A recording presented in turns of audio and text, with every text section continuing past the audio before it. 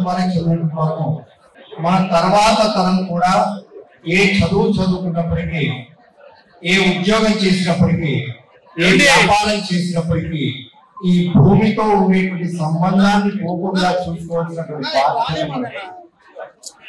హైదరాబాద్ లో, బెంగళూరు, అమెరికాలో ఉండేటువంటి పిల్లలు కూడా సెలవులకు వచ్చినప్పుడు మన యొక్క గోవుల దగ్గరికి, మన యొక్క గేదెల దగ్గరికి, మన యొక్క పొలానికి తీసుకెళ్లేటువంటి బాధ్యత మనకి.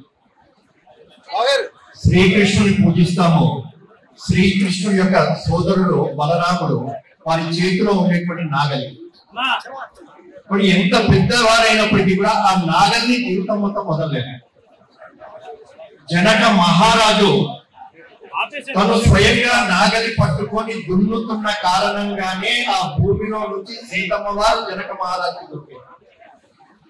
కాబట్టి ఏ స్థాయికి వెళ్ళినప్పటికీ ఈ భూమితో ఉండేటువంటి సంబంధం రైతుగా వ్యవసాయాన్ని వదలకుండా చేశారో, మరి రాముణ్ణి పూజించడం అంటే, కృష్ణుని పూజించడం అంటే ఏ మార్గంలో వారు నడిచారో దాన్ని మనం స్వయంగా స్వీకరించి నడవడము, అటువంటి భావాన్ని మన యొక్క మనసులో నింపుకొని ఈ భూమితో మనకు ఉండేటువంటి సంబంధాన్ని చిన్న చూపు చూడకుండా, ఎంత వృద్ధి చెందినప్పటికీ, ఏ ఉద్యోగం చేసినప్పటికీ రైతు అనేటువంటి వారికి అత్యంత గౌరవాన్ని కలిగేటువంటి సమాజంగా మనం ఉన్నట్టయితే ఈ దేశం సుభిక్షంగా ఉంటుందని చెప్పేసి ఆశిస్తూ, అటువంటి గౌరవ భావాన్ని మన మనసులో నింపుకుంటూ ముందుకెళ్తారని చెప్పేసి ఆశిస్తూ పూర్తి చేస్తున్నాం.